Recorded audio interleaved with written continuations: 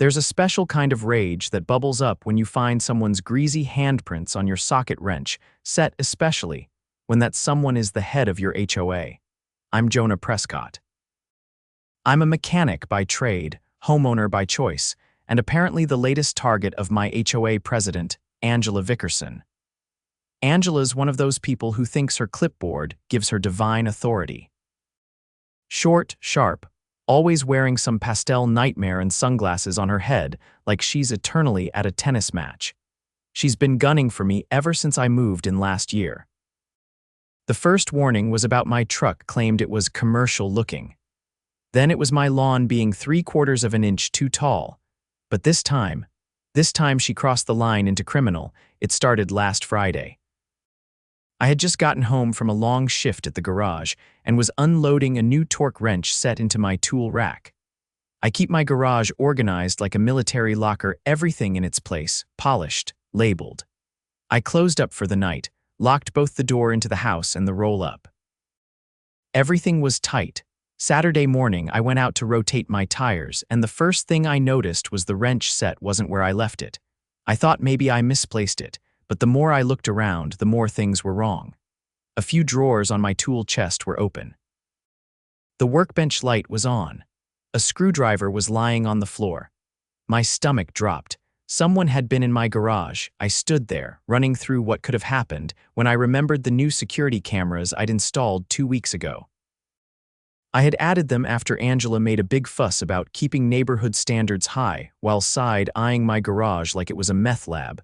I went back inside, pulled up the footage on my laptop, and there it was time-stamped at 2:14 a.m. Angela, freaking, Vickerson. She was wearing a hoodie navy blue with the HOA logo on the back, of all things, and had a flashlight between her teeth, as she jimmied the side door lock open with what looked like a credit card. I watched as she stepped into my garage like she owned the place, rifled through my drawers, and took the entire wrench set. Then, just before leaving, she looked straight into one of my cameras. No mask, just that smug little face like she was checking to see if the camera was real. I was stunned. Who the hell does that? I didn't even bother calling her. I went straight to the sheriff's office. I brought the flash drive, the footage, and a printed copy of the HOA handbook she'd proudly handed me when I moved and highlighted on the page that literally said, "Unauthorized entry into another resident's property is prohibited and subject to legal action." The deputy, a guy named Ross, watched the footage with me and just shook his head.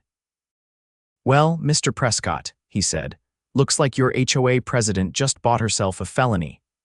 They sent out a unit that afternoon to have a conversation, as they put it. I didn't hear the full details until later, but apparently, Angela denied everything until they told her they had her on camera. Then she tried to spin it as an inspection to make sure I wasn't storing hazardous materials. Yeah, because torque wrenches are deadly weapons now, but the best part came just a few hours later when I heard the knock on my door. It was Deputy Ross again. "She's been arrested," he said, holding up a clipboard. "We're pressing charges for breaking and entering, theft, and trespassing. You'll probably want to talk to your HOA's legal rep. Things are about to get messy." I looked past him and saw Angela in handcuffs being walked to the cruiser. She locked eyes with me, face redder than a stop sign. I just gave her a nod. Not a word, just a nod. She broke into the wrong garage. By Monday morning, the neighborhood was buzzing. Not a whisper kind of buzz either, it was lawn chair on the driveway, coffee and travel mugs kind of buzz. People walking their dogs slowed down near my place. Some waved awkwardly. Others just stared, like I was the guy who finally punched the school bully in the mouth after 10 years of wedgies. The HOA board called an emergency meeting that night. It wasn't optional. A folded letter had been taped to every mailbox on the block, typed in that same font Angela used for her reminders. But this one was signed by the vice president, Curtis Langley. Curtis was Angela's lapdog. Bald guy, always wore golf polos tucked into jeans like he was trying too hard to look casual. He once fined a guy for having a Halloween skeleton left out until November 2nd. Still, he was no mastermind. Without Angela yanking his leash, he looked like someone handed him the controls to a plane mid-flight. I showed up, leaned against the back wall of the community center, arms crossed. The fluorescent lights flickered overhead, and the air smelled like dry carpet and lemon scented cleaner, a faint attempt to disguise the stench of panic. Curtis cleared his throat. As many of you have heard, certain allegations have been made against our HOA president. Due to the ongoing investigation, she has been placed on administrative leave pending further investigation. Mrs. Delaney cut in from the third row, 72, sharp as a tack, and retired from the county prosecutor's office. She was cuffed in her driveway, Curtis. That's not an allegation, that's an arrest. A few people stifled laughs. Curtis blinked rapidly, reaching for his water bottle. We understand this has caused confusion, he stammered, but the board remains committed to transparency. Until further notice, I'll be assuming interim leadership. That's when I stepped forward. I'd like to make a statement, I said, voice calm. Curtis hesitated. This isn't a Mrs. Delaney raised a hand. Let him speak. I walked to the center, pulled a flash drive from my pocket, and handed it to the guy running the projector. Play the video marked garage entry. The room went silent as the footage rolled. Angela, illuminated by her own flashlight, creeping through my garage like some budget spy. Her face was unmistakable. I watched the expressions shift, neighbors leaning forward, mouths parting. One man whispered something to his wife, who covered her mouth in disbelief. When the video ended, I turned back to the room. This wasn't a misunderstanding. This wasn't HOA business. This was a break-in. She took my tools. She damaged my property, and she knew exactly what she was doing. Curtis shifted uncomfortably. Jonah, while we appreciate your concern, no, Curtis. Concern is when someone forgets to bring in their trash bins. This is felony theft. You don't get to hide behind meeting minutes and bylaws when someone breaks into a locked garage. Mrs. Delaney spoke again. Has she contacted you? Tried to interfere with the investigation. She hasn't made contact, I said. But I found out from Deputy Ross that she tried to tell the officers I was storing illegal equipment, which is false and frankly slander. Curtis looked like he'd aged 10 years in 10 minutes. We'll look into that. You'll do more than look into it, Mrs. Delaney said, standing. I'm calling for a vote to suspend Angela indefinitely and to initiate a full audit of HOA operations from the last 2 years. If she was willing to break into someone's garage, who knows what else she's done with authority? I second it, said a guy near the front Logan, a plumber who'd had a run-in with Angela over a PVC stack vent being too industrial. Hands shot up across the room. Curtis didn't even try to stop it. When the meeting broke up, neighbors approached me one by one. Some apologized. Others shared stories of petty fines or arbitrary rule changes they dealt with under Angela's reign. One man, Javier, told me Angela once threatened to report him for unauthorized landscaping because he planted native plants instead of the board-approved boxwoods. She told me it made the cul-de-sac look too wild, he said. Like I was trying to start a jungle. 2 days later, I got a call from the county prosecutor's office. They'd officially filed charges: criminal trespass, petty theft, and attempted destruction of property. Apparently, Angela had wiped her flashlight down but left a partial print on one of the wrenches she dropped. That, combined with the footage, made it a slam-dunk case. But what made it worse, way worse, was the discovery that this wasn't her first time. Turns out, Angela had used her HOA position to conduct inspections on multiple properties. The sheriff's department found a stash of confiscated items in her garage, a bike she claimed had been improperly stored, a decorative windmill from someone's front yard, even a set of solar lights she'd told a neighbor violated light pollution guidelines. None of it documented. None of it returned. It was enough for the prosecutor to upgrade the charges. Now they were looking at intent to defraud and abuse of authority under municipal code. The court date was set for the end of the month. Meanwhile, the audit misses. Delaney pushed for uncovered something else: misappropriated HOA funds. Over $15,000 in consulting fees had been paid to a company registered under the name AV Community Solutions. Angela Vickerson. That was the final nail. A special meeting was called, and this time it wasn't in the community center.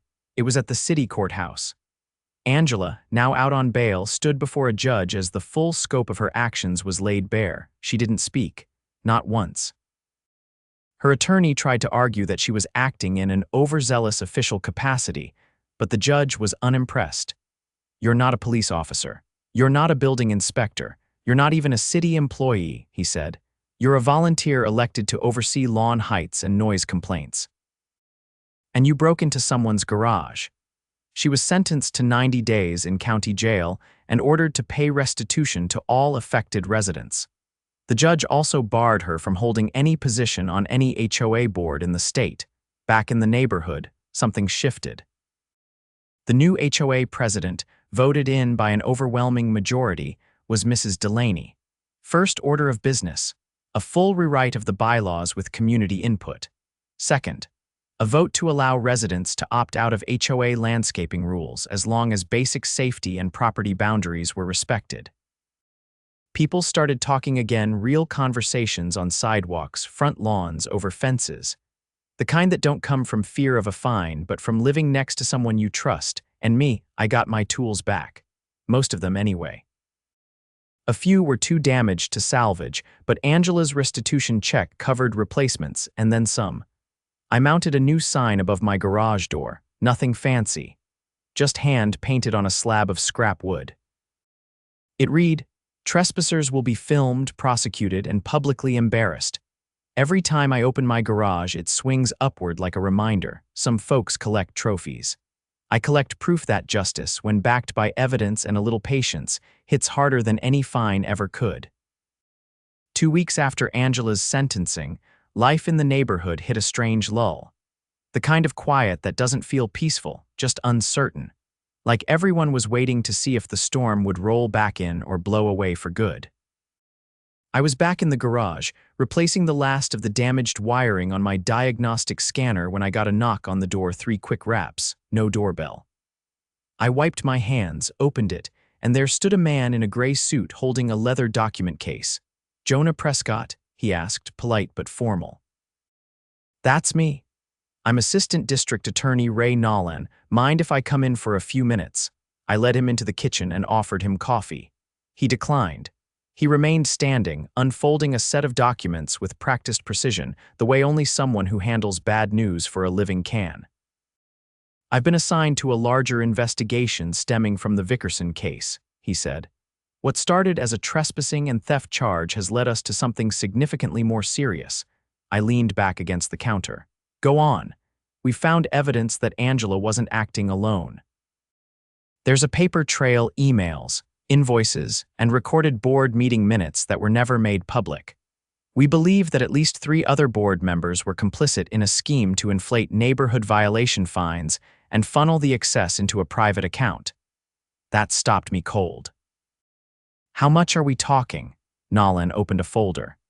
"Just under $82,000 over a span of 3 years.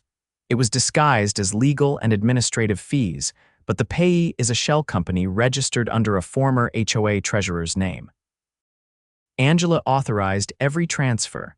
I crossed my arms. "So she was robbing us the whole time while writing us up for mailbox paint chips." "That's the shape of it. We've already issued subpoenas for the remaining board members' financials. We're also investigating whether any residents had property liens placed under false pretenses. That's where you come in." He set a form on the counter and slid it toward me. "We need your testimony for a grand jury. Your footage, your complaint, and the aftermath were what opened this case. You'll be the foundational witness." I signed the form without hesitation.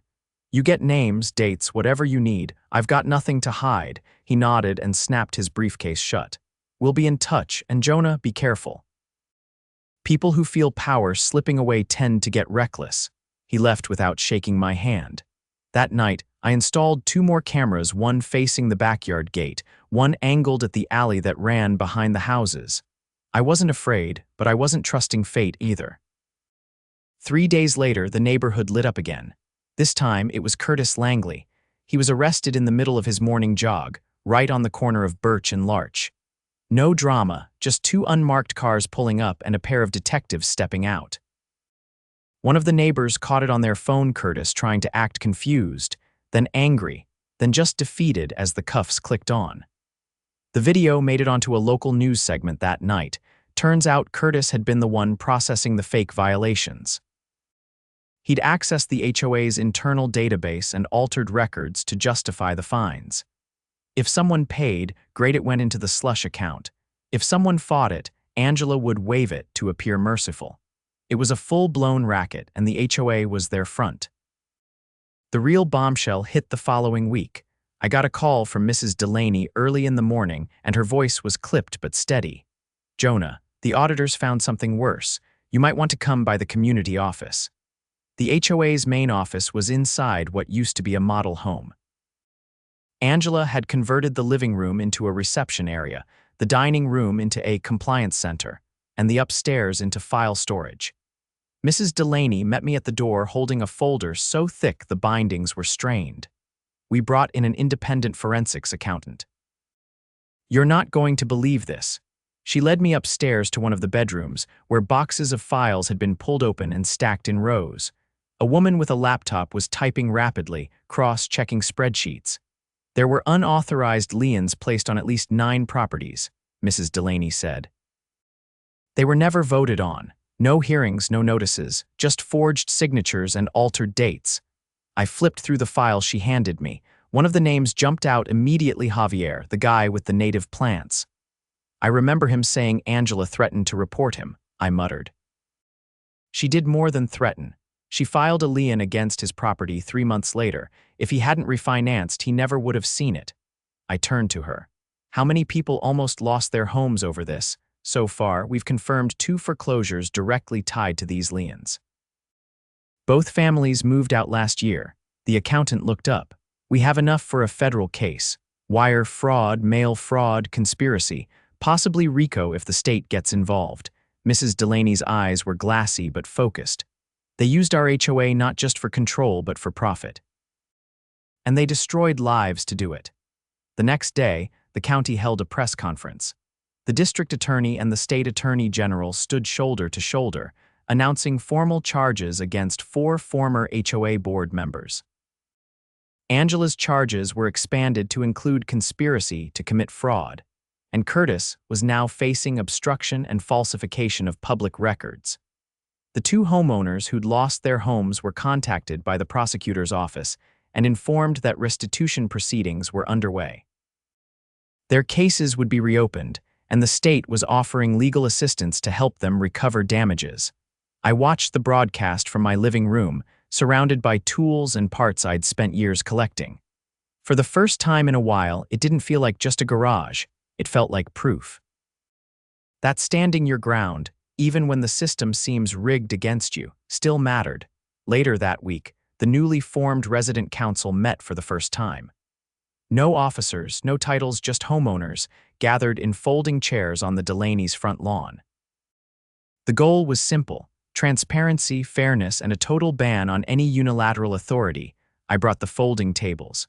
Javier brought tamales. Someone else brought a cooler full of soft drinks. It wasn't official, but it felt more like leadership than anything that had come before. At one point, Mrs. Delaney raised her glass iced tea in a mason jar and said, "We took back our neighborhood.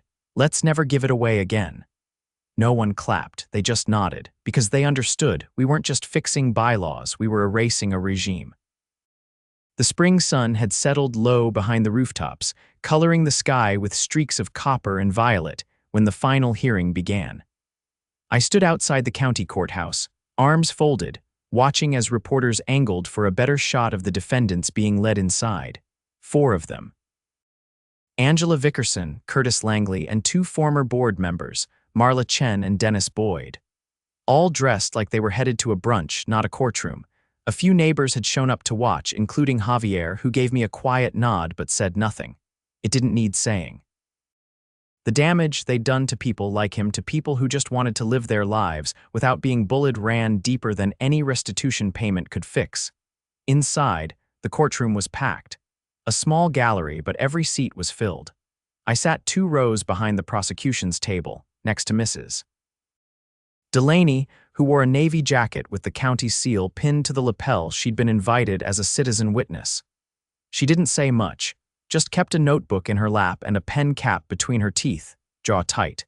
The judge entered an older man with a long memory and a dislike for pageantry. He called the court to order, and Assistant DA Nolan stood to make the state's closing arguments. "Your Honor," he said, "this case is not about overzealous enforcement. It is not about paperwork errors. It is about targeted financial abuse by individuals in positions of trust." The defendants used their roles to fabricate violations, falsify documents, and manipulate vulnerable homeowners into compliance. They weaponized bureaucracy. They did not act alone, and they did not act impulsively, they acted systematically. Angela kept her gaze fixed on the bench, but Curtis shifted in his seat, blinking rapidly. Marla looked down at her lap. Dennis just stared forward, unreadable. Nolan continued, laying out the financial trail. Altered databases, backdated fines, even a falsified lien placed on a disabled veteran's home after he missed a single HOA payment while recovering from surgery. They had seized opportunities wherever they found the slightest weakness. Then came the video evidence, the footage from my garage, enhanced and time-stamped, now central to establishing the pattern of abuse, not just for the theft, but for proving Angela's willingness to bend rules and violate privacy. The footage was silent, but the message was deafening. After Nolan finished, the defense attorneys offered little resistance. They knew the weight of the evidence. They tried to play the desperation card: overwork, pressure, miscommunication, but it rang hollow. When it came time for sentencing, the judge leaned forward, resting his hands on the bench. "I have presided over many cases involving financial fraud. Most are distant, faceless violations of institutions. But this is personal. You didn't defraud a bank. You extorted your neighbors. You turned a community into your playground, and you gambled that no one would challenge you. That was a mistake." He sentenced Angela to 3 years in state prison, with eligibility for parole after 18 months. Curtis received 28 months. Marla and Dennis, who had cooperated early and provided key testimony, received 1 year each, to be served in county jail, with suspended sentences contingent on further restitution. There were no cheers. Just a quiet exhale that rippled through the room like a long-held breath finally released. Afterward, outside the courthouse, a local reporter pushed a microphone toward me as I stepped off the curb. "Mr. Prescott," she said, "how does it feel to be the person who brought this all to light?" I looked past her, toward the parking lot where a young couple was holding hands, their toddler tugging at the hem of the man's jacket. They were one of the families who nearly lost their home. Nolan had introduced me to them earlier that morning, and the mother had shaken my hand with both of hers, no words, just a look that said more than any headline. "It's not about me," I told the reporter. "It's about making sure no one else gets to play God with their neighbor's life, just because they hold a clipboard and a set of keys." Later that week, the neighborhood held its first community-wide vote to dissolve the old HOA charter and reorganize under a new council system. No executives, no private fines, no secret meetings. Every decision required a public vote. Financial records were made open and viewable online. Mrs. Delaney was appointed as interim council chair, but she refused any formal title. "We've had enough of those," she said, brushing off the suggestion with a dry chuckle. Instead, she spearheaded a neighborhood mentorship program pairing longtime residents with newcomers to help them navigate things like local zoning laws, city permits, and home projects. Javier volunteered to teach classes on native landscaping and drought-tolerant gardens. A retired electrician across the street offered wiring safety workshops on weekends. As for me, I finished converting the back half of my garage into a workspace for community repairs. Neighbors started dropping by to ask if I could take a look at broken fans, leaky faucets, and squeaky garage doors. I didn't charge them. They brought coffee, pie, or just a good story. That was payment enough. One afternoon, a teenager knocked on my door holding a small drone in pieces. He looked nervous, like he expected to be told off just for asking. "You fix stuff, right?" he asked. "My mom said maybe you could help." I waved him in and cleared a corner of the workbench. "Let's take a look." As we worked, he told me how his family had almost moved last year. His mom had gotten fined for a broken porch light while she was working double shifts at the hospital. She'd cried trying to pay it off. I didn't say anything, just handed him a screwdriver and showed him how to connect the motor housing. But inside, I felt something settle, something right. By summer, the neighborhood had changed. People walked more. They talked more. The fences felt lower, even when they weren't. A group of kids started organizing bike races around the block, complete with handmade number tags and chalk-drawn start and finish lines. No one called to complain. One of the older neighbors even came out with orange cones and flagged the turns like it was the Indy 500. I installed a small solar panel on top of the garage and wired it into a battery bank to power the lights and monitor system. Not because I needed it, but because I could. Because nothing felt like mine before. Now it did. Angela's house sat unsold for a while, the shutters closed and the lawn overgrown. Eventually, a young couple bought it at auction and started fixing it up. They painted the siding a soft green and replaced the hedges with flowering shrubs. I introduced myself the first day they moved in, offered them a cold drink, and gave them the new resident welcome packet we'd put together complete with city codes, garbage schedules, and a handwritten note that read, "Here, we look out for each other." Not over each other. They smiled when they read it. I never saw Angela again. Word was she'd filed an appeal, but it had been denied. Curtis had moved out of state. Marla and Dennis did community service hours at a local food bank. No one visited their properties anymore. But no one needed to talk about them either. The neighborhood had been reclaimed not by force, but by truth, by effort, by people who refused to be stepped on. We dragged the rot into the light and watched it wither. And in its place, we planted something better.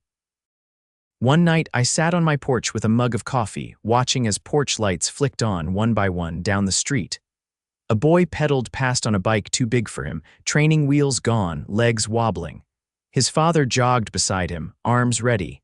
Laughter echoed off the pavement. I leaned back, the wood creaking beneath me, and let the moment sink in. This was home, finally.